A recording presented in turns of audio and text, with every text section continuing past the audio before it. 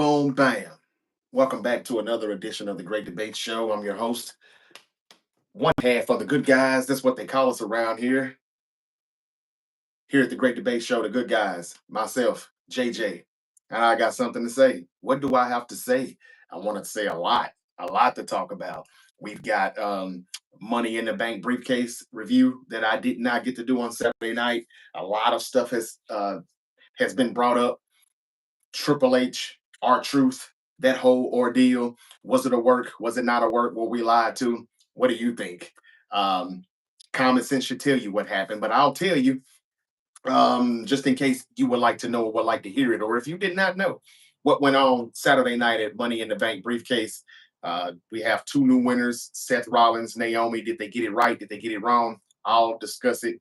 Also, the NBA Finals, Game 2 is in the books now. It's a wrap. OKC handled their business, winning by 16 last night at home. The series shifts to Indiana Wednesday night, Game 3. What needs to happen in order for the Pacers to get back on track, to get another win, to make this a series? The good thing is they stole Game 1. So they're okay. It doesn't matter if they lost by 16 or if they lost by 36. That doesn't matter. Remember, Magic Johnson said it best years ago when he was playing.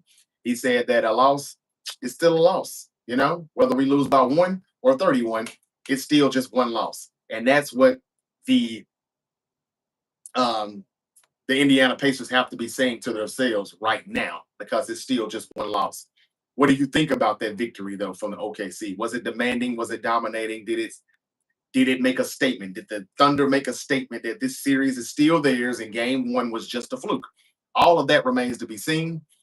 Game 3, we'll find out. We'll talk about it. And also, I want to talk about Kevin Durant, KD, and Giannis Antetokounmpo. Their destinations on where they could possibly land.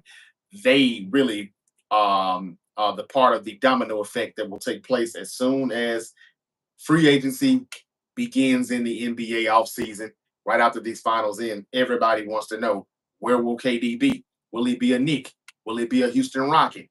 Will he somehow find his way back to the Golden State Warriors?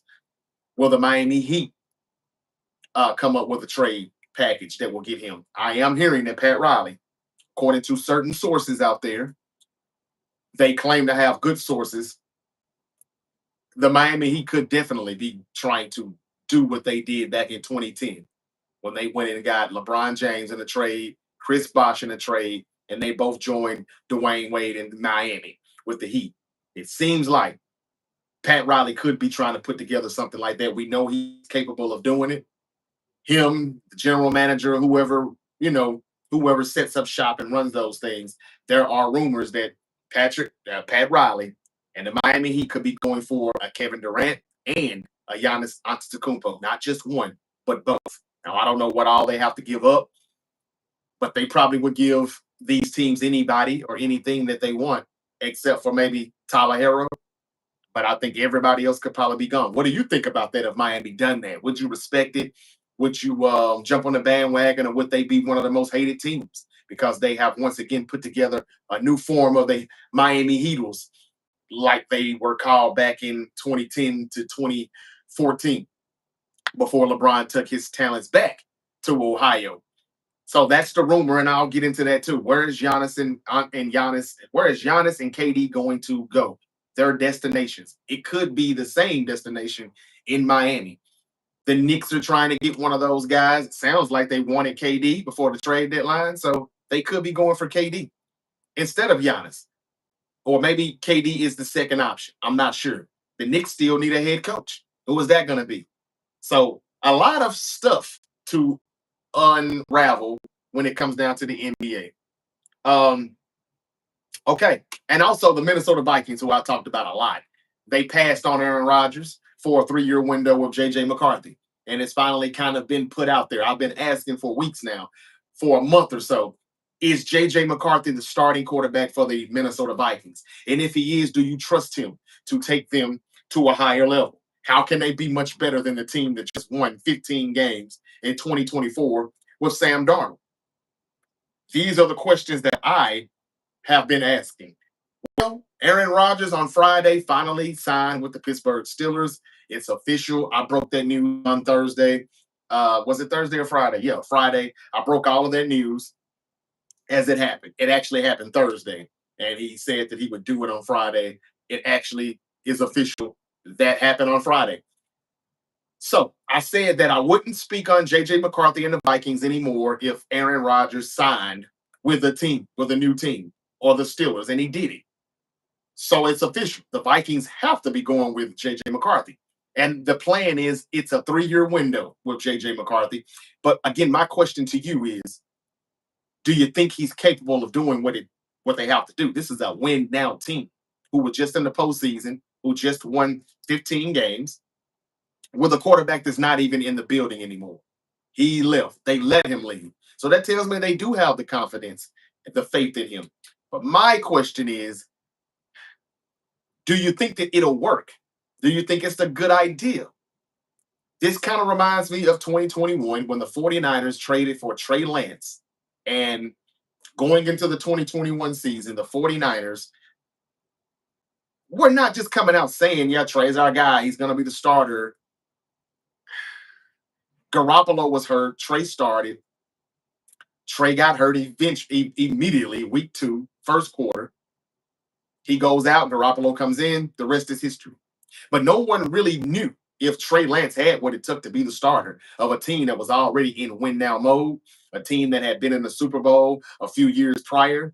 And 2020 was just a down year because they had so many injuries. So in 2021, everybody thought that the Niners could get right back to what they were in 2019.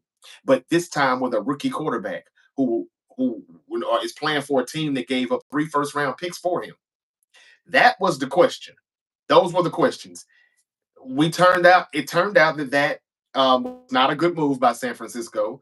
Trey Lance was not a starting quarterback in the NFL. He still is not a starting quarterback in the NFL. And we're in 2025. He can barely play backup for somebody. I think somebody did sign him, and I think that he will be backup or third string at best. That's the best he can do, backup at best, if not third string. So that was a bad move. And I'm not trying to compare JJ McCarthy to Trey Lance. Only thing I'm asking is, it's the same situation. Rookie quarterback hasn't proved it yet in the league with a team that's in win now mode, and the veteran has left the building. I'm not saying that they won't win a lot of games and go to the postseason, but 15, that's a lot to ask for. And they don't have to win 15 games either for him to be a success, for the Vikings to be a success. I think if they win 11 games, then I think that that's still respectable, that's serviceable, and that gets them in the postseason, and we'll see what he does. But he's young. And when you've got talent this young, is this the person that you want to give the keys to and let them drive all the way to the destination, which is Super Bowl? I'm not saying that it won't happen, but it'll be a very, very, very great story if it happens, because we haven't seen anything but like what, one drive or two in the preseason. That's all we have of him in the NFL. And so I'll get back to that in a minute. But just quickly, just going over game 2 last night of the finals, there's not a lot to talk about. OKC did exactly what OKC did game 1, except they didn't let the Pacers back in game 2. And there were times where you thought they were about to do it again, where the lead would get to 15 and then they would take it back and cut it in half, just like that. 10-point run, 10-0 run. But then they got it to 20. Then they got it a little bit over 20. And I have said that if you want to put the Pacers away, you need to beat them by 30. And it didn't get to 30, but it got over 20. And that was something that didn't happen on Monday. I want to thank everybody that's joining me on TikTok and YouTube. Thank you for joining me here on the live stream. The Great Debate Show is available wherever you get your podcast. Rate, review, and follow for the audio side. It's available on Spotify, Apple, and wherever else you get your podcast. And as far as the live streams and the videos that I upload on YouTube and TikTok, check it out. Also follow the Great Debate Show channel on YouTube. And yeah, come on in and get with us. Facebook, X, formerly known as Twitter, Instagram. We are putting all of these debates out on the internet. If you will follow the Great Debate Show on those platforms, you can answer some of these questions that we've been asking. And some of those questions is like, Is Aaron Rodgers washed up, or can he get the Steelers over the mediocre hump? Other questions about JJ McCarthy. Can he and the Vikings? What was the question? How I asked it. Will they regress, or will they continue their success under the new rookie quarterback? These are some of the questions that are on the internet, and please check it out and engage with us like you're doing right here on the live stream. I want to say hello to Marco in the building, saying hello. I'm new. Thank you so much for joining me, Marco. Bub is in the building. Yo, yo, yo, what's up? And Bub immediately answers my question about Aaron Rodgers and says he's washed. Everybody's saying that too, man. Everybody's saying it. So it's hard to debate that, to be honest with you. Tick Tick is in the building saying hi. What's up? What's up? How y'all doing? How y'all doing? Thank you for joining me right now. To everybody on YouTube and TikTok, let me check out some of the TikTok people right here. What's up to Hudson? What's up to Red Sea, Chris, Henara, Sherry? Thank you all for joining me. Jake, Mike, all of y'all in the building, and I appreciate it. I also want to talk about Money in the Bank real quick. A lot went on over the weekend. If you're wrestling fans that want to stay tuned with me for that, I want to talk about R-Truth and his return to the WWE. I want to talk about what Triple H said in the post show, the press conference after Money in the Bank. I think they really need to stop doing that. They need to stop doing that. They're trying to be too much like these sports, NBA, NFL, NHL, MLB. They're doing too much. Stop it. Because this is how you get yourself caught up in lies and situations like this right here. And it's not a good look for the WWE. The things that Triple H said, or how he's making it appear to look like, yeah, this was all a work. This was all a part of the plan. Did you enjoy the show? Did you like it? Okay, it was all a part of the show. And I call BS on that. And I'll explain. Back to the finals, real quick. It ain't really a lot to talk about, like I said. I didn't want to give the Pacers or the Knicks a chance to win the finals, whoever advanced to the NBA finals to play OKC. I just think OKC is that much better. But they lost game one. And I said, let's not overreact and jump out the window here and act as if the Pacers are going to do the same thing to the Thunder. This is a different team. This is not the Knicks. This is not the Cavaliers. This is not the Bucks. This is the OKC Thunder, who have pretty much been predicted to go to the finals to win the West. I did it as well. I was right. They won the West. They're in the finals. But they're not playing the team that I predicted them to play against, and that was the Boston Celtics. And the Pacers are in the finals, and they didn't even have to beat the Boston Celtics. So some people still think that they've just been one of the luckiest teams in the NBA. Now, I, for one, do not agree with that. I think that the Pacers are a good team. I think that the Thunder are just a great team. And if you saw last night, the things that SGA did, it's not what he did, it's how he did it, and it's when he does it. He always makes the right plays. His field goal percentage, which I'm not sure what it is, but I can't remember when I watched a Thunder game and he shot poorly or he shot under 40%. It's usually 50% or better. And that's ridiculous considering the amount of attention that he gets, considering how like he's the number one. If you're trying to beat the Thunder, everybody's thinking we got to stop him. He's the star. He's the number one guy that they're trying to take out. So all of the focus is on SGA. He gets all of the attention, and he still is a walking 30-point dude. Like literally, if you got him on your parlay, 30 plus, it's that one's pretty much going to be a green check, right? He does that regardless of what he's faced up against. Tyrese Halliburton has got to do better. He's got to be better. Now, I understand he's going up against a much tougher defense in OKC. But the Pacers are playing pretty good tight defense on SGA too, to the best of their abilities, without getting the whistle blown. I've seen good defense by Neesmith and Nembhard, and I think, in my opinion, they're doing the best that they possibly could do. And that good defense has still not worked because SGA has delivered better offense. Where on the flip side of it, with Halliburton, he's not doing that. And, they're swarming him a little bit, but To me, I also see a guy who is, indecisive. He is not being aggressive enough. He doesn't really show up until crunch time, clutch time. And again, we know he's clutch. But if you don't do enough in the first 3 quarters, whatever you finally do in the fourth quarter may not even matter because the game is already out of reach. You cannot win the game anymore. And that's what we saw last night. Only 14 points game one. Last night, not too much better. What did he get? 17?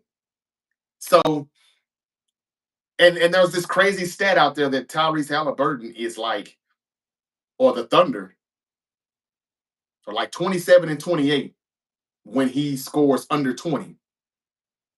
And when he scores over 20, they've got a pretty damn good record. I don't know exactly what that is, but it's pretty good. So 20 points is the number. That's the magic number for Halliburton. He has not scored 20 or more yet in these first 2 games. They were luckily to steal game one, which is a good thing for them.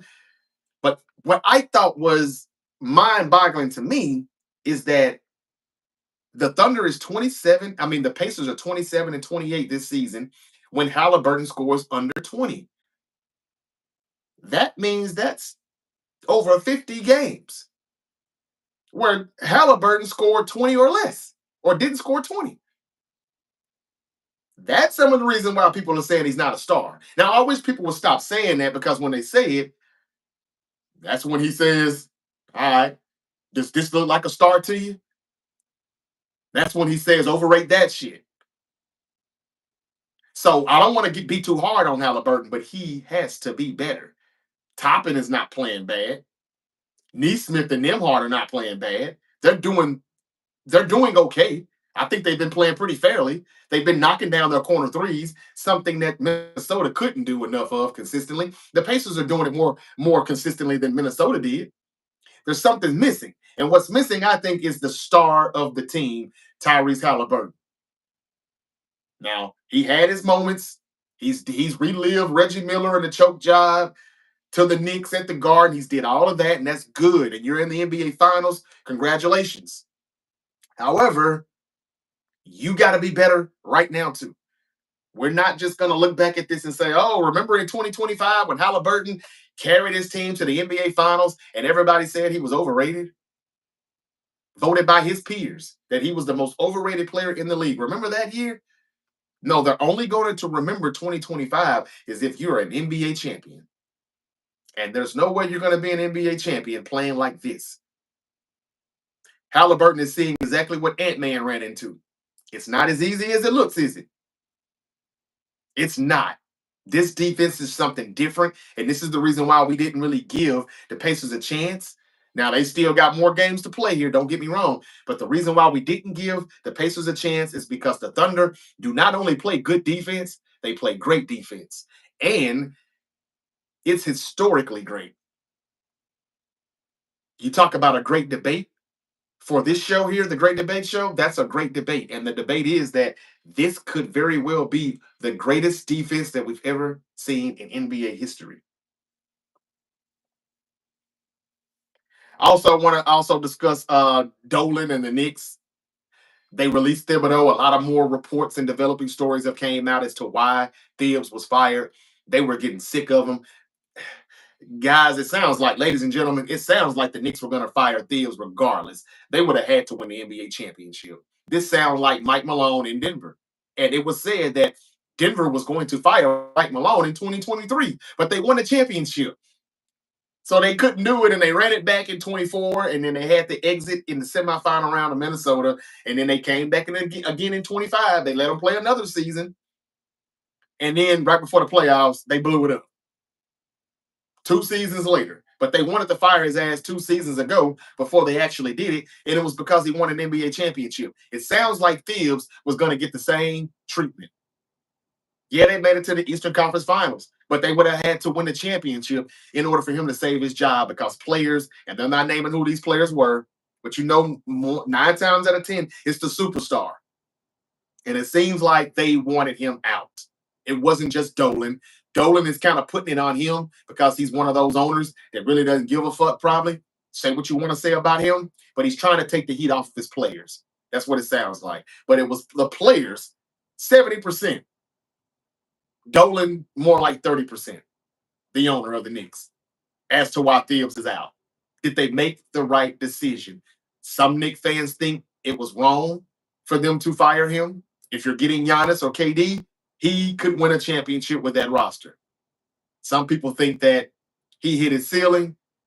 He didn't make the right adjustments.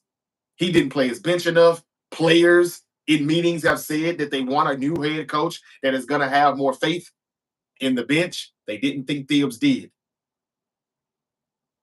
And regardless of what's right or wrong, who's right or wrong, we do know that Shamit played better coming off the bench.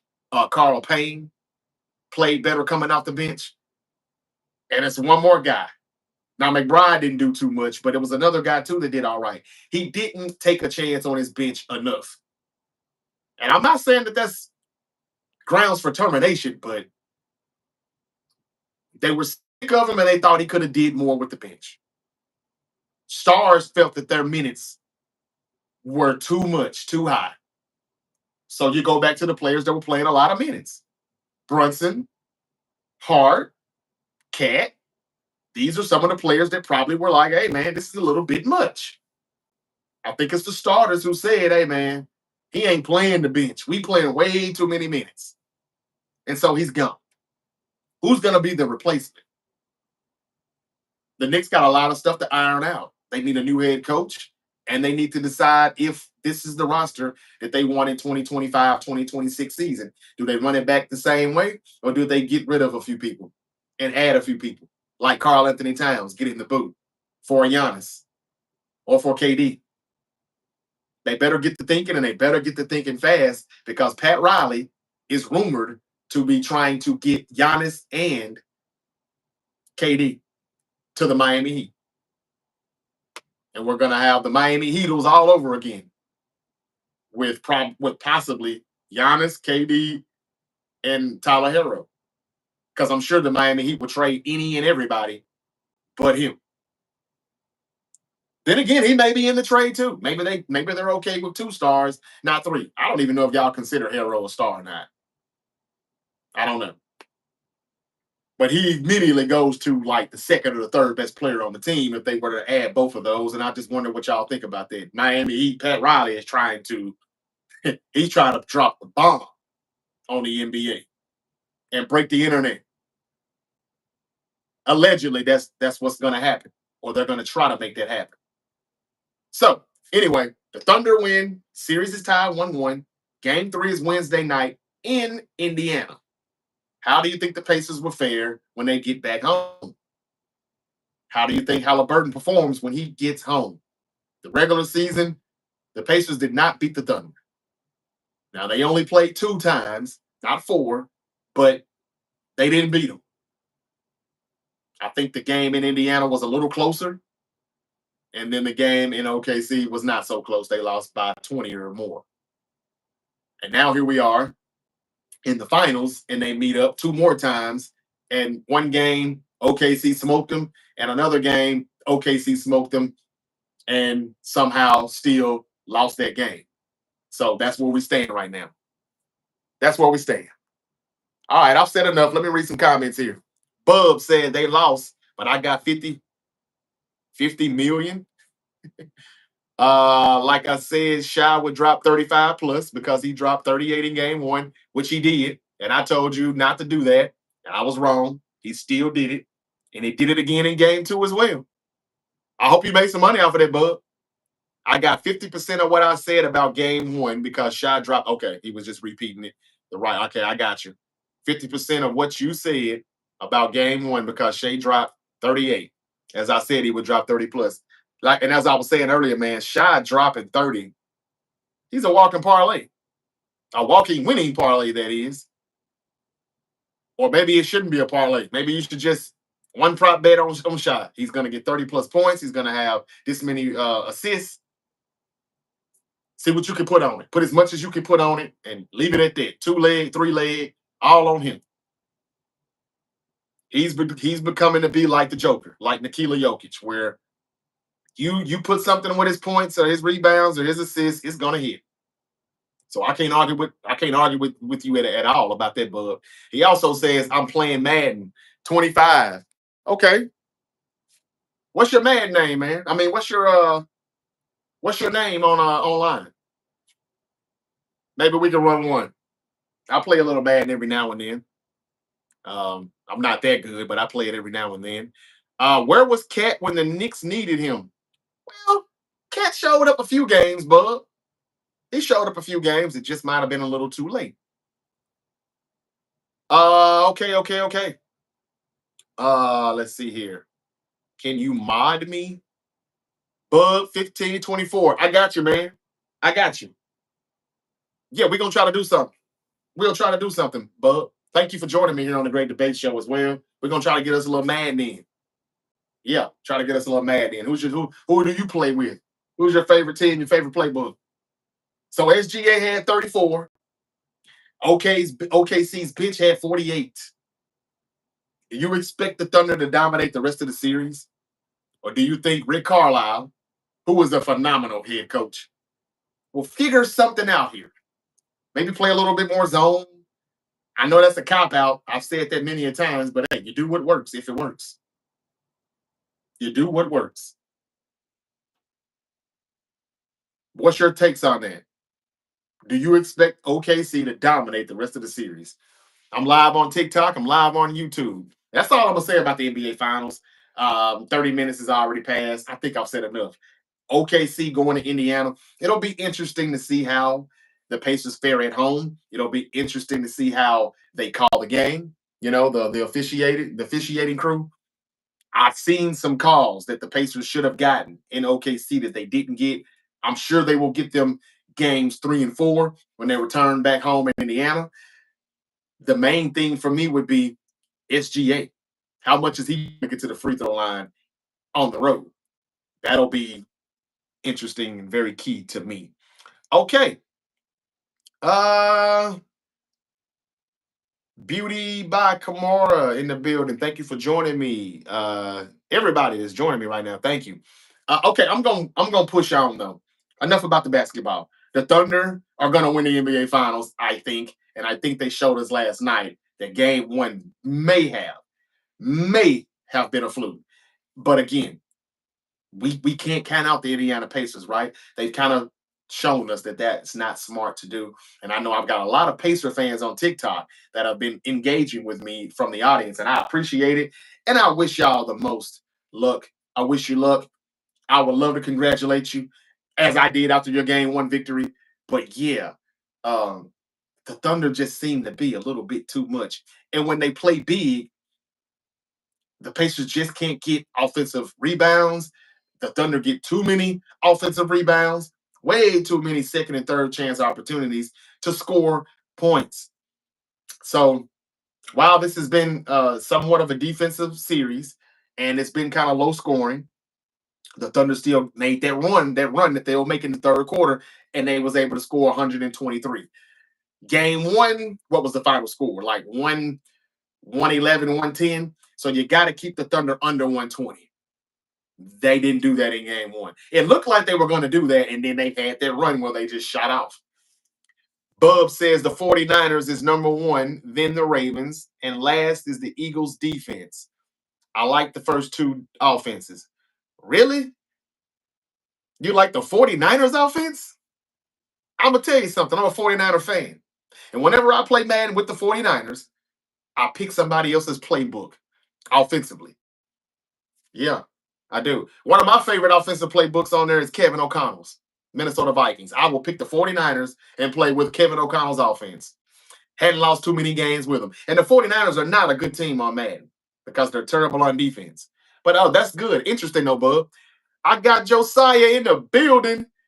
Yeet. And I'm about to talk about that in a minute. I'm about to do some yeeting right now as I jump into Money in the Bank weekend. Money in the Bank PLE was this past Saturday, and I got to talk about it. R-Truth came back, like to talk about. Triple H capping and shit, got to talk about it.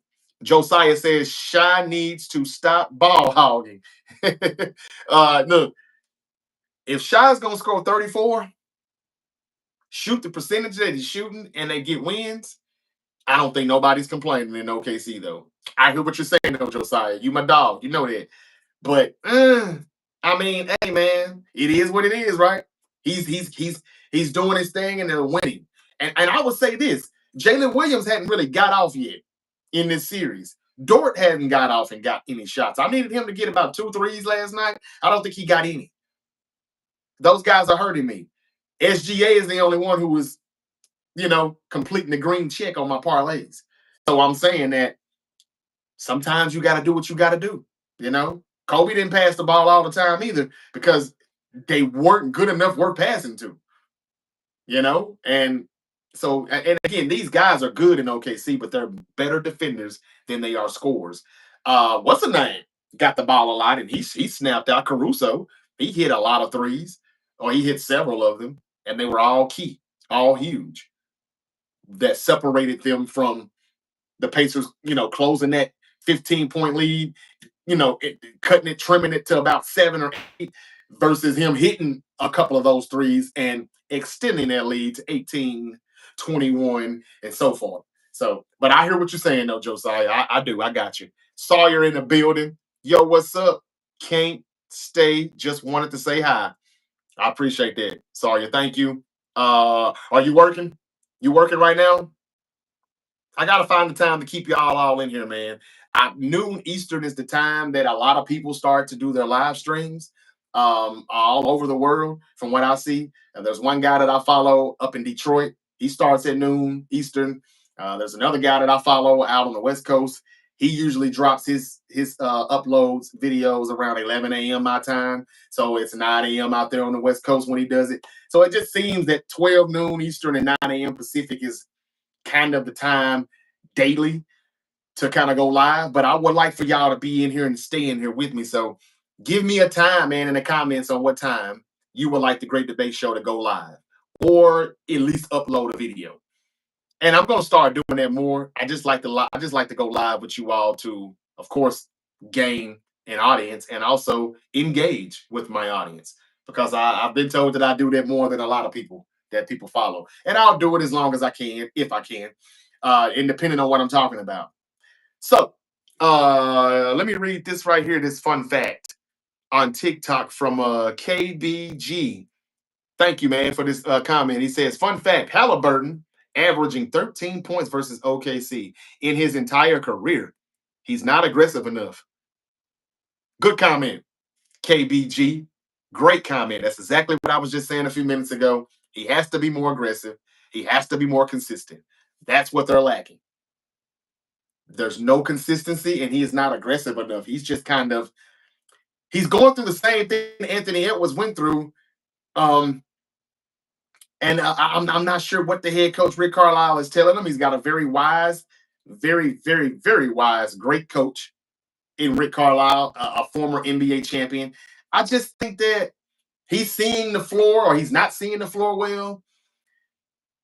He's not being careful. Did you see the play where he's back dribbling, and he walks back into the backcourt, not realizing where he's at? Like, bro, you were pretty far away from the 3-point line. How much further do you think you can backpedal before you cross over to the backcourt?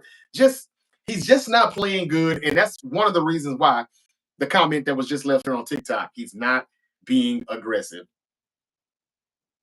not aggressive enough, not making the right passes, a lot of forced turnovers, a lot of unforced turnovers. You can't turn the ball over against OKC, and this is why we didn't really want to give the Pacers a chance, not to be disrespectful. But it starts with Halliburton. If he's the star, if he's not overrated, it's time for him to do it. And I hate to say this because I don't want to, come off as an asshole who's talking about the man's father, because I don't have anything negative to say about the man's father, Tyrese Halliburton, that is. But the attitude and the character, the attitude and the personality that Halliburton's father has been showing us, the energy that he's been bringing to these games. He was banned for a little minute, then he came back, and now he can sit up like in the booth, but he can't be where all of the fans are. I don't give a shit about any of that really, but the attitude, the energy that Tyrese Halliburton father brings, that's the type of energy that his son Tyrese Halliburton needs to be bringing to the court. If he could play a basketball game with the same energy that his father has as a fan watching, maybe this would be a series. That's all I'm saying. I'm gonna leave it at that. But I agree with that comment that I just got there from KGB Crazy 24, and that is a fun fact. He's averaging 13 points versus OKC. That's what he's averaged his entire career against that team. I don't know how many years he's been in the league, but that is a fun fact. Thank you for that comment, brother. Okay, Josiah said Brock Purdy needs to be a higher overall, and Jalen Hurts too. Brock Purdy does not need to be a higher overall. I think he's exactly where he belongs. You'll see, though. Look at how he was in 24 on this man here, or 25. That's from the 2023 season. And in 2024, he was bad. Purdy is not as good as he needs to be probably on the 20 on this game right here, the 25 man, because that's coming off of a Super Bowl season. If he's not that good on that man, how do you think he's going to be on this new man, where he's coming off of a poor 2024 season where they only won 6 games? I don't think the contract is going to change his overall. I think they're trying to tell you that he throws the ball sometimes, and when he throws it deep, it sails because he has a weak arm. And again, look, man, if you win games, you win games. Joe Montana didn't have the strongest arm, but he won games. He knew what he was doing, and he was great at it. And he could sling it, though, accurately when he had to. It's just he didn't make a living off of throwing 40, 50-yard bombs every Sunday. So I'm not saying that the strength of his arm matters. I know people like Jamarcus Russell had some of the strongest arms in the league, and they were straight up busts. I'm just saying that I don't think his overall is wrong. I think it's right, Josiah, to be honest with you. I think it's right. Jalen Hurts, he fumbles the ball too much. You may be right about him. Maybe. Maybe. But Jalen Hurts fumbles the ball like you can like, if you touch him, he's gonna fumble. It ain't even gotta be a clean tackle. He's gonna fumble every time. Lamar too, to be honest with you, but not like Jalen Hurts. We're talking Madden right now, man. Let me go ahead and get back to the show. Bub says I play Madden Ultimate Team, not just online head to head. I got you. I got you. My Ultimate Team, I never really built that up, so I couldn't do that part. But we could do a head to head. Donnie Jackson in the building says, Cuzzo, what's good? I'm late doing work stuff. I appreciate you joining me, though, Donnie. Hope all is well with you. Hope all is well with all of you joining me right now. Bub says, by the way, I can't bet. I'm too young. Damn, really? How old you said you was again, Bub? Is this the one that said he's 19? Is that you, Bub? Josh Allen needs to be a 99 in Mad 26. He probably will. He probably will too.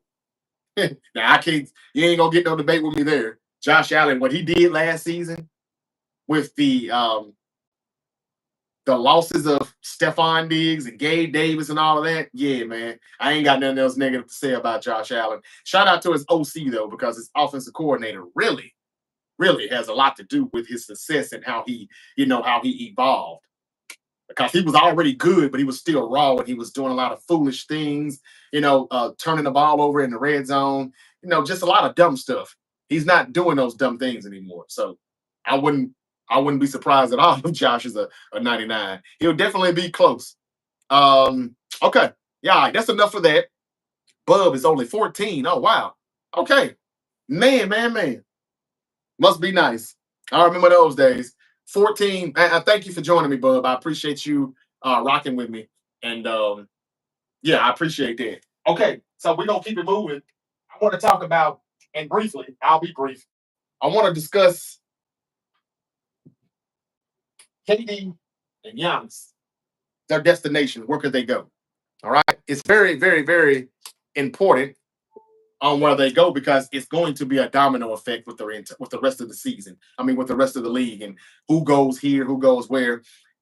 Everything that every team does will fall back on what those two guys do and where they end up. What do you think the destinations for Kevin Durant and Giannis Antetokounmpo will be? We think that the Knicks is going to be the number one destination for Giannis. However, what do the Knicks have to give up to land him? They also wanted KD, though, before the trade deadline. So they thought that they were okay as far as bigs. They wanted to fix the backcourt. Wow, that's interesting.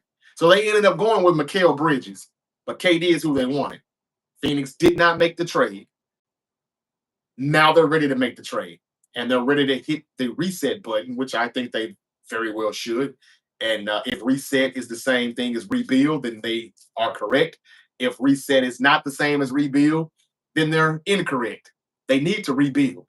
Not only should they trade KD, the Phoenix Suns should be trading Booker and Beasley and damn, what's his name again? Beal.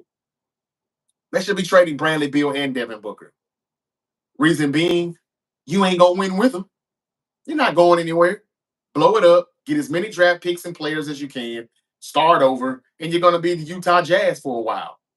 But you can't win right now. You just can't. And so I think they should be trading everybody, not just KD. The rumors are that they're going to trade KD first and then go from there. But reset is the word that they're trying to do, not rebuild. Anyway, I think that Kevin Durant and Giannis Antetokounmpo, wherever they land, depending on where Giannis lands, it could be a championship team. Wherever KD lands, I don't think he will win a championship unless he goes to unless it's a super team that he ends up being a part of. So I'm sick of talking about KD. To be honest with you, I'm tired of Kevin Durant. And I'm not saying that he's washed. He can still play ball, but he's not the same Kevin Durant before that 2019 injury and a 2020 injury. Or when he came back from that, he had another one in 21. He's just not the same, and he will get injured. He'll miss some time. He'll miss some games. He's not worth whatever these teams are trying to give up. That's why we heard the trade value for Kevin Durant has been lowered, and Phoenix are going to take what they can get now and get rid of him. And I don't blame them. But Kevin Durant has not went anywhere and made any team any better, and he won't. He's like another Carmelo Anthony. As good as he is as a scorer, he doesn't make anybody around him better. He's not a real leader. And, he's never carried a team anywhere. Was he the better team when he joined the Golden State Warriors in 2017? Yeah, he was. He still was. I'll give you that. But he still was playing with Steph Curry, Klay Thompson, Draymond Green. They calling Steph Curry a GOAT, or like he's in your top 10 all time. Some people say top 5. He changed basketball. And Kevin Durant joined that team that had just won 73 games. Wherever KD goes, to me, I could care less. And I don't think he'll win, and I hope he doesn't. Because I'll never forgive him on how he made basketball terrible in 2017. I was saying make basketball great again in 2017 and 2018, 2019, because he just eliminated any competition that we would have saw in basketball during those years. And I'll never forgive him for it. So wherever he goes, who cares? They're not going to win a championship. Do you really think that? He's no different from James Harden.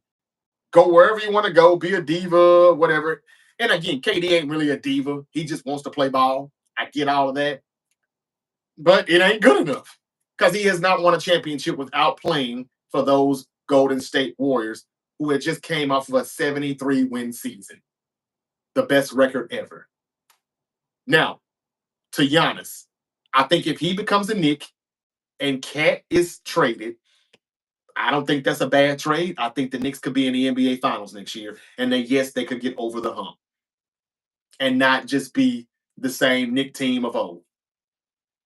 I don't think we have to make too much of a big deal about why Thibs was fired. I think it was kind of time too. Thibs is okay. As I told you before, he's the cleanup man.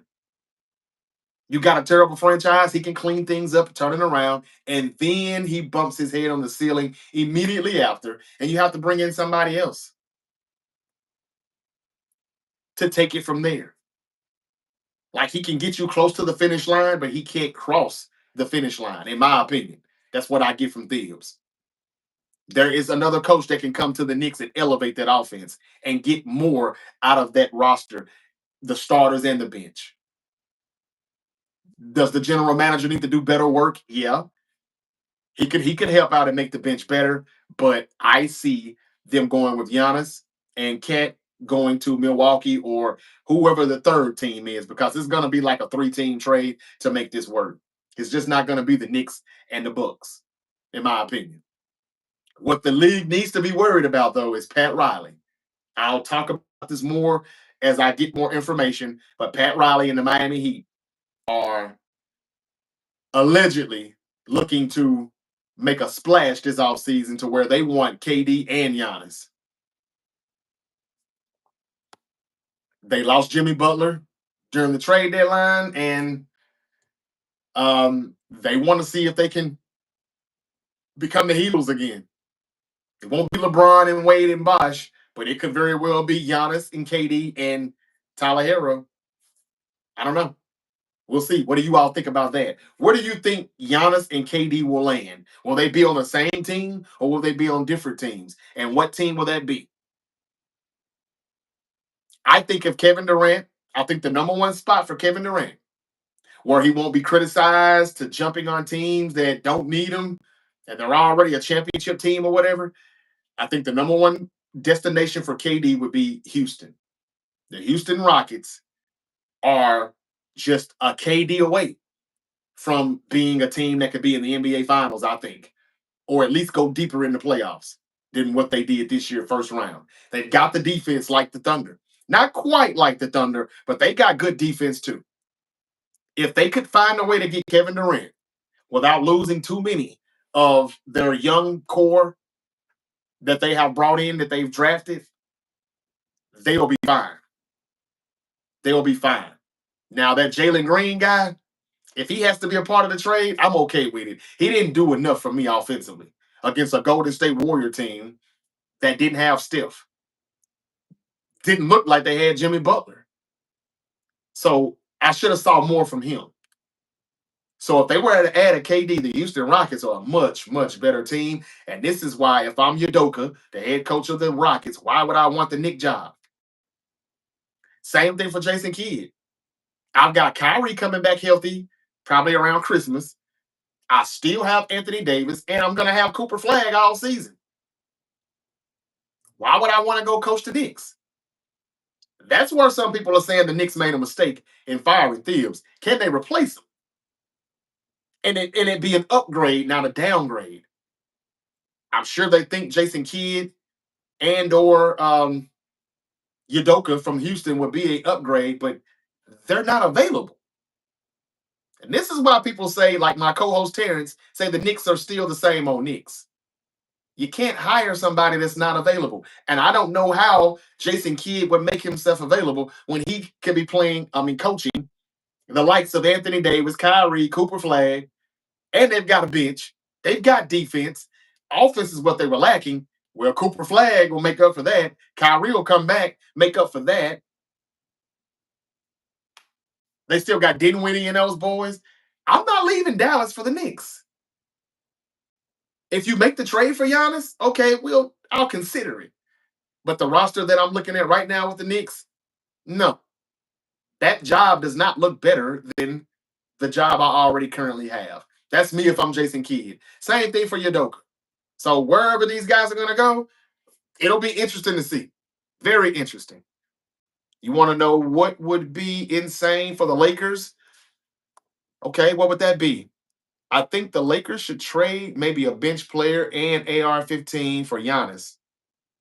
Austin Reeves, it's going to take more than probably Austin Reeves and a bench player. Well, maybe those two would work and some draft picks if they have any. And even then, I don't see the Bucks doing that. I don't see them doing that. The Knicks is more intriguing to them because they would get a Karl Anthony Towns in return.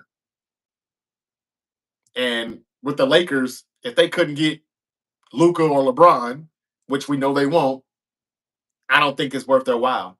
The Lakers are kind of stuck. They're in a messed up situation. They need to be trading LeBron James. Now, if they done that, Milwaukee would answer the phone. That's what they need to be trading on LeBron James. But I don't think there's a trade clause in his contract. And they're not going to do it anyway, let's be real. They're just going to wait on him to retire. Thank you for all the merch, all the sales, all the money, everything that you've done for the organization. We thank you. And now we've moved on to Luka. they're going to just let him play till he leaves. But they should be trading LeBron. That's the only way that they can really get out of the jam that they're in. And they need to do that because he's the one who's kind of putting them in the jam that they're in. But anyway, good question though, Bub. Donnie says, yeah, looks like KD might go to the Clippers. Greek Freak going to the Knicks. Boston looking at PJ Washington. Damn, PJ Washington's going to be a free agent. Now, see, this is the reason why the Maverick job that I was just talking about, that I think is a lot more better than the Knicks job as of right now. It has a slight edge. PJ Washington has a lot to do with that. But if he can't stay in Dallas, then that's interesting. KD might go to the Clippers. Greek Freak is going to the Knicks. I do think Greek Freak is going to the Knicks. But Boston's looking at PJ Washington. Boston's looking to do a lot of stuff too, y'all. They're going to hit the reset button too. I think they are. I really do. But interesting comment, Donnie. He says PJ Washington for Drew Holiday. Yeah, Drew Holiday is who's going to the Clippers. They're really, really, really eyeing the Clippers, and the Celtics are talking. I'm pretty sure as soon as it's official, where they can make trades again, when the new league year starts and the NBA offseason officially kicks off, free agency and all of that stuff, that's going to be the first thing that's going to be reported, in my opinion. Drew Holiday being traded to the Clippers. And that's the first domino effect that will fall for Boston, because they don't win last year's championship if it's not for Drew Holiday and the defense that he put on Kyrie Irving. I was impressed. And a little bit shocked and pissed at the same time. But I was like, hey, man, I ain't got no problem with Drew Holiday. He's a phenomenal defender. And he can shoot the three very underratedly. So I didn't have a problem with it. But I thought Drew Holiday, what he could do on Kyrie with his defense and what Porzingis did offensively, it was just too much. If those guys can't come back, Boston goes right back to where they were before they got those guys. You guys are good, Tatum and Brown, but you're not good enough. You have to have a whole lot of more elite players around you. That's what it looks like. And in 2021, before they made that trade, 2022, after those finals that they lost to Golden State, when Steph Curry beat them by himself, I said the Celtics are through. They've reached their ceiling. Blow this team up. They didn't do that. They were smart. They said, we're gonna do something else and make some additions, and they did. They added Porzingis and they added Holiday, which should have been a crime because they shouldn't have been able to pull neither one of those trades out. Washington Wizards need their ass kicked, and wherever Holiday came from, I believe it was Milwaukee, they need their asses kicked. So Holiday's got 2 rings. That's why the Clippers would like to have him in their backcourt. That will be interesting, though. PJ Washington, I hope he stays in Dallas somehow, though. Bub says, I'm talking about Cat for Giannis. Yeah, that's going to happen. I definitely think that's going to happen. That's what I've been saying for weeks. I think that part is going to happen. What I'm talking about is what he just said with what he just said about the Lakers. Not the Lakers. I mean, you said AR 15 for Giannis. Yeah, I don't know about that. I don't know. I think the Lakers are. I think the Lakers are. Ain't nothing they can do. I just think they're through. They can't do anything but play with the hand that they've been dealt. I think they've kind of backed themselves into a corner. The Lakers are looking for a center. Yeah, we know they are. And are they going to get it? And if they do get it, will it matter? That's the thing. Will it even matter? It depends on what center they go get. Cat and Giannis is a bad trade. The Bucks looking for a defender in the paint. Also, Westbrook going overseas. Wow, Russell Westbrook is going overseas. So Donnie Jackson seems to think that Cat and Giannis is a bad trade. Not for the Knicks. If they can pull that off, I don't think it will be for the Knicks.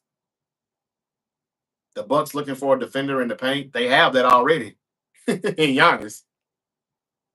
And if they're looking for that, then no, getting Cat wouldn't be the right trade. But they can add. They can get Cat in that trade, and they can also bring in somebody. They could be in the same sweepstakes for a big, like the Lakers are. Maybe that happens. Not sure. Russell Westbrook is leaving the NBA. I haven't heard that, but okay. All right, let me keep it moving though. Thank y'all for y'all comments. That's all I had to say about that though. Thibs is fired. Don't know what's gonna happen with the Knicks and who they're gonna hire, but yeah, Giannis and KD. That's the biggest domino effect right now for the NBA. I think KD going to Houston would be the best fit for him, and I think Giannis going to San Antonio is the best fit for him, even though I think it'll be the Knicks that'll do it. But those are my perfect fits. If Giannis is not trying to go to the Western Conference, he might as well stay where he's at. Because I don't see how, they can pull it off. Toronto was a team that's looking for a big fish, but I don't know if they can put together a trade package good enough to land Giannis and another superstar to where you could actually consider them being a championship contender. So I don't know. Bub, what do you play, Man On? You play on Xbox? If you do, what's your Xbox name? I do play on Xbox. It's King Sip 21. KINGSIP 21. Hit me up. Donnie says, Boston just trying to get rid of Holiday and Porzingis. Bradley Beal should go to the Rockets. Okay. Bradley Beal to the Rockets doesn't sound bad. They definitely need a scorer in the backcourt. Bradley Beal just doesn't sound like a good player anymore, though. Like, why was he not good in Phoenix? What happened? Everybody told me if you add Bradley Beal to a KD and a Booker, this team is going to the finals. None of that happened, and they didn't even get close. They didn't even win a playoff series, did they? They did. Got swept last year by Ant-Man. Didn't make the playoffs this year. I'm done with Bradley Beal, too. Booker is the only player that I think is still good out of those three on that team, and he should get traded too. Now, if Booker couldn't go to Houston, now the Rockets are cooking. But I think the Phoenix Suns are being very foolish in trying to hold on to Devin Booker. Why? For what? Just waste his prime years, huh? Ain't he like 28, 29? Time is ticking. Okay. And then Donnie says, okay, no, I read that already. Okay, so left. All right, that's enough for basketball for me. I'm worn out from that. In my opinion, KD to the Rockets is the best move for him, and Giannis to the Spurs will be the best move for him.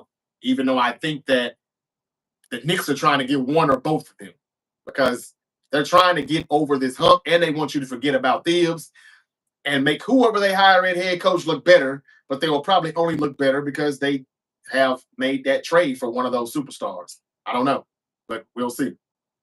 I do play on Xbox Series X. No, not C. Xbox Series X. Yeah, X. That's right, bub. I bet you probably whoop everybody's ass too on there, man. You probably don't lose. What's your record, man? You probably got a damn good record. All right, I gotta get the money in the bank. I've said enough about the basketball, the NBA. Aaron Rodgers is a Pittsburgh Steeler. Everybody thinks he's washed, and the Steelers are still gonna be mid, meaning this could be the year Mike Tomlin gets fired. And I'm not gonna lie to you, I wouldn't be upset with that if that's what happened. Sometimes we all just need a new scenery, and that may be the case with him. Let me get to the money in the bank now, real quick. Money in the bank briefcase is something that you see in my background. I've had this prop sitting up since you all have started joining me here on this channel. This World Heavyweight Championship belt, this WrestleMania chair. I love wrestling. Even though I watch it casually, I'm not a diehard wrestling fan anymore, I'll admit, but my co-host is, and because of that, we at times talk about wrestling. For the first few months that we came to do this YouTube channel, we have we kind of do like Monday Night Raw post shows, Friday Night SmackDown post shows. Then I kind of scaled back from doing it because I don't really have anybody watching those live streams. But then sometimes we'll do something about a PLE or make some predictions, and we get a lot of good views. So I'm still confused as to, do you all want to see us give you wrestling content or not? And again, I'm asking this question because wrestling is a lot to cover when it comes to wrestling, and I'm already doing NBA and NFL and UFC and boxing and all of that. I'll talk about Canelo Crawford. I've also got to talk about Amanda Nunes coming back. The GOAT has unretired, but I'll save that for later on in the week. She's gonna come back and she's gonna fight that lady who just won the bantamweight championship, beating Juliana Pena. I can't think of her name right now, but her and Amanda Nunes are gonna fight. So I'm covering all of this stuff in the ring. But wrestling, do you want me to cover that or not? Let me know. Let me know. I'm just gonna be brief with it because nobody really ever lets me know in the comments, which I guess that is my answer. But you could just say yes or you could say no. Money in the Bank PLE was this past Saturday, and it was okay. It was all right. I had been calling it Money in the Stake for weeks because these PLEs have not been good. Yes, John Cena is back. Yes, John Cena is having his retirement tour. Yes, he is a heel, but it's been terrible. All of it's been terrible. Okay, all of it. Money in the Bank briefcase is something that is very good though, because, and again, it sounds like Triple H does not like it, but Money in the Bank is something that's very interesting because we get to see who the WWE thinks is the next star or who they have faith in to be their next champion, to be our next world champion. They get the briefcase. That briefcase is a WWE contract to be a number one contender for a shot at the world championship, whether it be the World Heavyweight Championship, which is on Raw, or the WWE Championship that's on SmackDown. I fast forward and said all of that to say this. The winners for the women's Money in the Bank briefcase was Naomi. Congratulations to Naomi. She deserved it, and she has been phenomenal. If there's any bright side to the WWE to talk about, and there's not much, Naomi is one of them.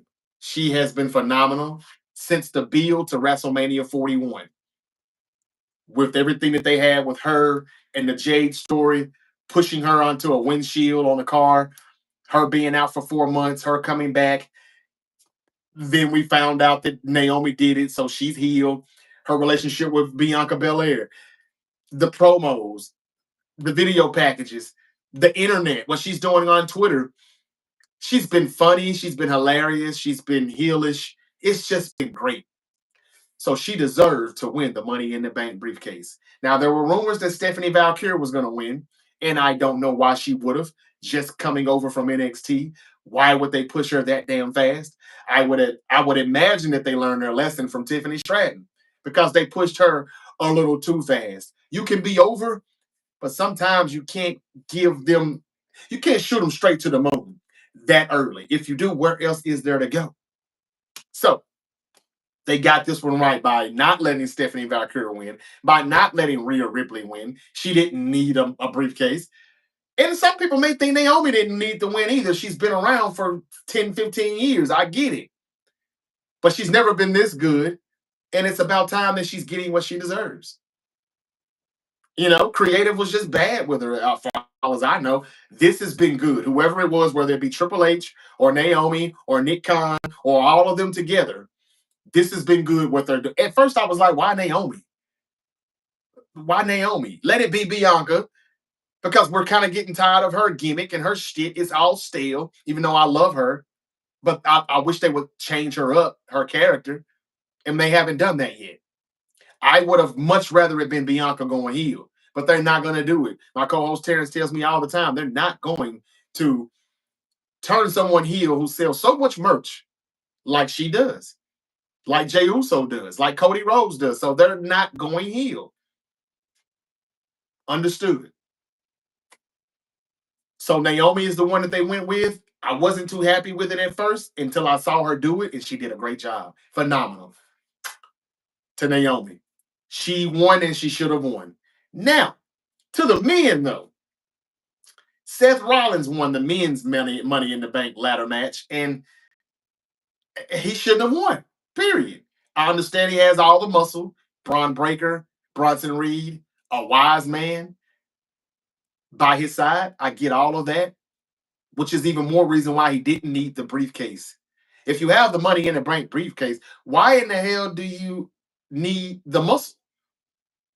Bronson Reed, Braun Breaker, a wise man. Why do you need that faction? And this is why I hate factions. This is why I'm sick of factions. They don't do it right and they lean into it too much. AEW, I stopped watching them That was for one of the main reasons. Faction, faction, faction. Stop that. Why does Seth Rollins need a faction now? He's got the Money in the Bank briefcase. All he has to do is take this bad boy at the right time and cash it in on the World Heavyweight Champion Jey Uso or Drew McIntyre. I'm sorry.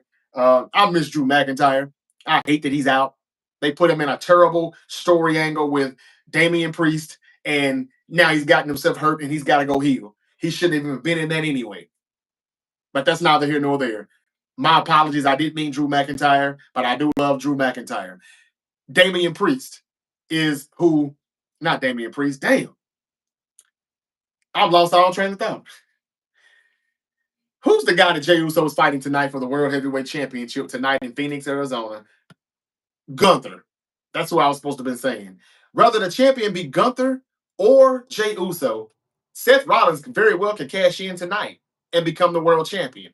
Now, I understand he needs to be the world champion because if he doesn't become world champion, then everything that he's done as far as turning heel fully and having a wise man by his side, all of those things that happened at WrestleMania and Money in the Bank, Elimination Chamber and all of that, where he beat Seth.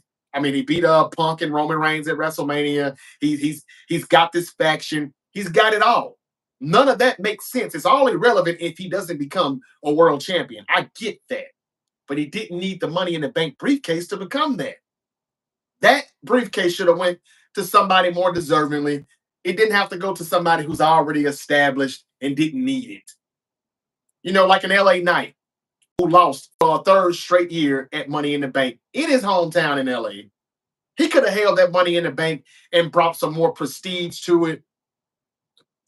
Maybe they think Seth is going to do that, but LA could have did it too. And he could have held it a lot longer. I think Seth is going to probably cash in tonight. There's rumors already that Gunther is going to lose because Goldberg is going to show up tonight, and he's on his retirement tour. He's going to have a retirement match. 2025 must be the year of retirement senior citizens in the WWE because Cena is on his retirement run that has been trash, and now we've got Goldberg who's coming back possibly tonight because he's going to have a retirement match at the PLE in Saudi Arabia. I think in July. Sometime next month. So they're setting it up now, and I think that starts tonight. Goldberg could be the reason why Gunther doesn't win. Jey Uso retains. He remains World Heavyweight Champion. But I don't know. Maybe he gets hurt pretty bad, though, and he was able to finally get the victory, but he's on a bad leg or something's going to happen to where Goldberg may save Jey Uso and, help him by beating Gunther. Gunther takes the pin. However, I think Jey Uso could probably still be messed up from that match. It could be so brutal or something to where, hey, here comes Seth. He's going to cash it in. Or maybe he still uses his muscle and they mess him up pretty bad and then he cashes it in. Either way, I don't think he needed the briefcase since he has the muscle and the wise man. I don't think that was necessary. LA Knight should have won the briefcase. He could have carried it around for about 6 months. Not the entire year, but he could have carried it around for a while. I don't know. But Goldberg is coming back tonight. And I know that's not a hot topic because I know WWE fans are sick of Bill Goldberg returning and returning looking like trash. He's gonna look the part. I'm sure of it. I'm sure of it. I've heard he's even hurt himself a little bit trying to get in the physical shape and look to part for his return for this one match, this one final match. But don't get too upset. It is just going to be one final match, and it's going to be with Gunther. And so that's why he probably will interfere in this match tonight. How do you feel about it? Seth didn't need the briefcase, though. I know that. He did not. But since he has it, this tells me he's probably going to use it immediately. And that could be tonight. Jey Uso's been a World Heavyweight Champion for, it hasn't even been a full 2 months yet. He won it at WrestleMania, which was April 19th, April 20th. It's June 10th. What's today? June 9th? Hasn't even been a full 2 months. I think tonight he may lose. And if he loses tonight, he might as well have just lost about a month or so ago. Wasn't it just a month ago or several weeks ago where Seth Rollins tricked Jey Uso into having a world heavyweight title match on Raw? And Jey Uso came out victorious with the win. I think it was no, it was I think it was Roman Reigns. Roman Reigns or CM Punk interfered. Seth Rollins didn't win. You might as well have let him win then. Then he wouldn't have to have the briefcase. He'd already be a champion. He could still have his faction. And he'd be watching his back right now for LA Knight. Because he'd probably cash in on him or Cena. That's what we'd be looking at right now.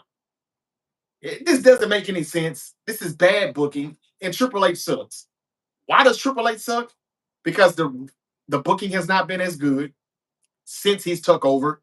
It's took a downfall since WrestleMania 40. Let's be honest. It was good in 2022 when he took over mid part of the year or July 22. It was good all of 23. And it was good for the first quarter of 24. But now, since WrestleMania 40, which was in April of last year, it has taken a deep dive in creative. And we can't keep blaming TKO. We can't keep blaming The Rock. Okay? Triple H is not doing a good job with his booking. Rhea Ripley is overwhelming. It's too repetitive with the Rhea Ripley shit. She hasn't been in a meaning story in nearly 2 years. Let's be honest. And we got tired of her in Liv. And Liv was the one who was making that story look good. So how good is Rhea Ripley? But Triple H just overkills with this in her overbooking and just putting her in matches just to put her in matches. Io Sky's a world champion, world's women's champion. We don't see enough of her. She's not in anything meaningful with anybody. So what was WrestleMania for? What was it about? And then there's that other problem that we have with him not seeing color. Because Triple H released R-Truth about a week and a half ago. And now R-Truth is back. He showed up Saturday night at Money in the Bank. And he attacked John Cena. And he was the reason why John Cena and Logan Paul lost their tag team match that main evented Money in the Bank Saturday night on Peacock. Cody Rhodes and Jey Uso got the win. R-Truth takes the hood off. It was him. He hits Cena with the belt. And he runs out of the ring, exits, jumps the barricade, and he gets out of there. There's rumors that he's not even R-Truth anymore. He's Ron Killings. That's his government name. That was his TNA name. They say R-Truth is gone. It's Ron Killings now. And that was a part of the negotiating that R-Truth had with the WWE, or Nick Khan, I should say, because Nick Khan was ghosting the entire company for days until Nick Khan stepped in and called. Then R-Truth picked up the phone. That says a lot about Nick Khan. And they met each other halfway. This is all according to Fightful Select. And I believe, what's the other wrestling? I don't know. I think it's Fightful, though. This is mostly coming from Fightful. Take that with a grain of salt if you will. They don't get everything right, but they get most of the things right. And it sounds like R-Truth was brought back because we brought him back. The fans did. And I've been hearing a lot of people in the WWE, on the IWC, the independent wrestling community, say that Triple H is so good, man. He's a god. I knew he knew what he was doing. We were all been worked. Why are people saying that? We were not worked. Triple H is a motherfucking liar. That's it. And instead of him just holding himself accountable and saying, yeah, we fucked up. We made the wrong move. But thanks to you all, we brought him back. That's all he had to say, and everybody will be cool with it. Thank you for bringing back R-Truth. Thank you for holding yourself accountable and admitting you were wrong, Triple H. But thank you for listening to us. But he doesn't want to say that he listened to us. He wants us to believe that this was the plan all along. This is what they do. And this is the reason why I'm sick of it. This is the reason why I might not be here tonight to talk about Monday Night Raw. This is the reason why I might not be here Friday night to talk about SmackDown. Because it's becoming hard to watch. Triple H just lied to all of us Saturday night at the post conference, at the press conference, at the post show, telling us that yes, this was all a part of the plan. This was a part of the script. It was all a work. Did you enjoy the show? Okay. It was all part of the plan. No, it was not. All of this took place according to Fightful, that this all took place from Saturday night. It took place 72 hours prior to the PLE Saturday night. Meaning somewhere around Thursday, I think, is when R-Truth finally started talking to the WWE because they have been trying to reach out to him for days. We heard all of the "We Want R-Truth" chants. The fans done that. You all done that. We done that. And I would like to say I had me and Terrence had a lot to do with that too. We had a reel that got over 6,000 views. That's a lot for us here at the Great Debate Show. 6,000 views on TikTok, another 1,200 on Twitter, another couple of hundred on Facebook. We had 7,000 people alone watch that reel where me and Terrence, my co-host, talk about Triple H not seeing color and maybe why he should see color, and that it was wrong to release an R-Truth. He should at least stayed around for a Legends deal. They could find something for R-Truth to do, like they do with what's his name? I met him in the gym 10 years ago. I saw Roman Reigns. I saw the Usos. Titus O'Neil. I met Titus O'Neil. Good brother. He's a part of a Legends deal, and he does some type of work with the WWE in the background. They could have did R-Truth like that too. It seems like he's well respected and well loved, very loved in the back of the WWE. As soon as you go to gorilla position, man, they love him. Nobody said anything bad about him, but they couldn't wear R-Truth shirts last week. People were ready to boycott the shows over this releasing. It really happened, you all. Okay? Triple H is lying to you. Don't believe it. Don't fall for it. And when we as the fans, we were heard. And I don't understand why fans would much rather be told that they were worked by Triple H, who is lying, than to admit that you're the reason why they brought your guy back. Your voice was heard. Our voices were heard. So just take that, pat yourself on the back, and be grateful that you are the reason why R-Truth is back. How do I know that? Well, Fightful is saying it for one. A few other wrestling sources are saying it. This was not a work. He was released and then brought back because of us.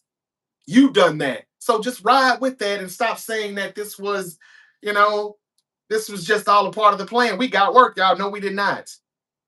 And I hate Triple H for not coming out admitting that, yeah, had to be some budget cuts. They were looking at the age and all of that and what he makes at his age being 53. Yeah, I gave him the name, but I see I was wrong. Why can't you just say it? You told us that you made a pivot with the whole "We Want Cody," the Cody crybabies. They are the reason why Cody got his moment and was able to finish his story. And they all told us that and let us know. Why can't you tell us the same about R-Truth? You were wrong and you made it right. We appreciate it, but what I don't respect is you lying about it, insulting my intelligence. I don't appreciate that. That's all I had to say about that. Triple H is a fraud. That's why they call him Triple Nose, Triple Fraud. This is why he has Triple Bald. This is why they call him these names, because this is who he is. He hates us fans. He hates the IWC.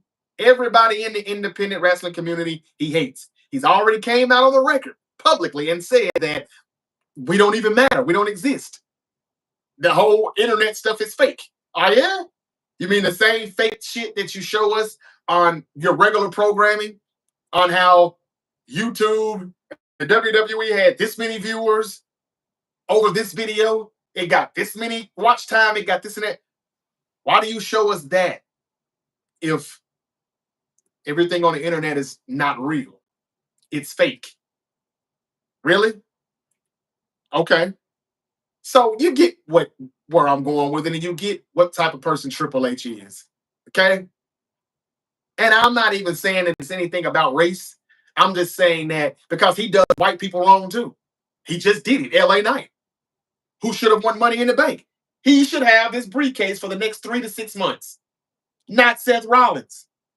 I'm told that he has heat with LA Knight. He doesn't like him. That's not a lie either, ladies and gentlemen. Kevin Nash on his own podcast has said that before. He hadn't said anything else again because I'm sure his buddy Paul Levesque called him up and said, "Hey, bro, you got to stop talking. I know you got a podcast, but don't talk about me." He told everybody that Triple H does not like LA Knight and his gimmick. He doesn't like it. And not only that, everybody thinks that LA Knight's shtick is The Rock or Stone Cold. I don't get where people say The Rock. I think he's a cosplay of Stone Cold, not The Rock. But either way, he sees Stone Cold or The Rock or both in him. And that's his reason for, like, the hell with you. Triple H has heat with LA Knight. He's not black. So I'm not here to talk about race. But I am here to say that if Triple H doesn't see color, he does need to start seeing color then. Because there's people like Carmelo Hayes that needs to be pushed more than what he is. There's people like, well, I can't say anything about Naomi right now because she finally actually won Money in the Bank. And I hope she does cash in eventually and becomes the next champion. Could she do that to Tiffany Stratton? I don't know. We'll see. I see what they're doing. Let the heel win the Money in the Bank for the women because we've got a babyface champion. Same thing on the other side with with Raw. Let Seth Rollins, the heel, win because we've got a babyface as champion. So that's telling me tonight Jey Uso's gonna win, but I'm telling you why he's gonna win. Goldberg is gonna show up tonight, and he's gonna come for Gunther. I was at Bad Blood last October in Atlanta, Phillips Arena, State Farm Arena. Goldberg is sitting just a few rows over from me. And they get him on the camera, and Gunther says some stuff, and they have this little interaction where Goldberg stands up and he almost jumps the barricade to go for Gunther. That doesn't happen. For whatever reason, they pushed that back. They put a halt to that. And we ain't heard anything about Goldberg and Gunther since. But there has been rumors that Goldberg is working out, trying to get himself in tip-top shape to return for a retirement match. And again, 2025 is just the year of retirement for the WWE with Cena and now Goldberg. But Goldberg is coming back tonight to mess up Gunther's shit. And that's going to be the reason why Jey Uso retains. But look out after that. Seth Rollins could cash in. It could be a crazy wild night on Raw.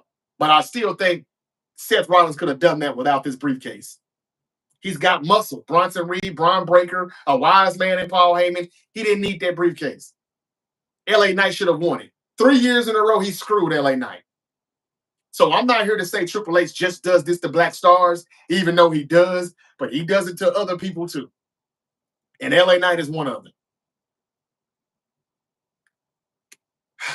So yeah, he has heat with LA Knight, and it obviously shows because he didn't win. Okay, let me go on ahead and read some more questions here. Comments, I mean. And I missed a lot of them, quite a bit. I see. Wow. Okay. Donnie said Bradley Beal came from a team where he was number one. He was the number one guy. The ball was always in his hands. Booker not leaving the Suns. I don't think he's leaving the Suns. You're right, Donnie, but he should. And Bradley Beal, whatever he is or was, is he still that now? Because I don't really see it. Bub said, I sent the request. I saw that too, Bub. Thank you. I'm going to get to that. If you see a profile picture of a weird baby picture, that's it. I already seen it pop up. I got my Xbox on right now.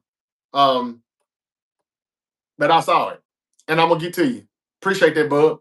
Donnie said, this Thibs should go to Memphis. Agreed. I said that last week. I would love to have him.